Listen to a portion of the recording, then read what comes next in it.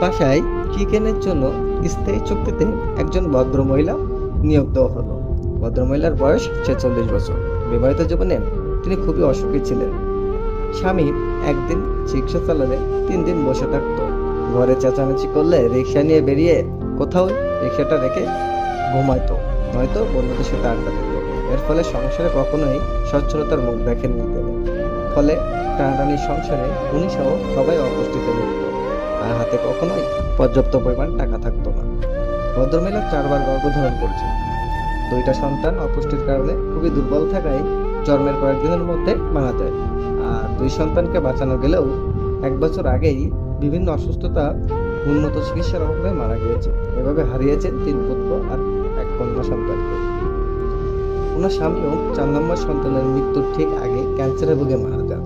এরপর উনি মূলত একা কাজকর্ম করে নিজের খরচটুকু চালান। ভাই বোনেরাও অল্প স্বল্প সাহায্য করে।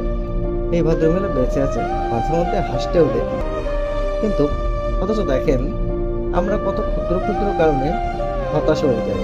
ব্যবসায় ক্ষতি, একটা পরীক্ষায় ফেল, একটা চাকরি না হওয়া, প্রেমে ব্যর্থ হওয়া, একটা ঈদের পোশাক বা শাড়ি কিনতে না পারা, সামান্য ঝগড়া ফেসাদ আর মান অভিমান হতেই আমরা ঘুমের ওষুধ খাই, এমনকি আত্মহত্যাও করি।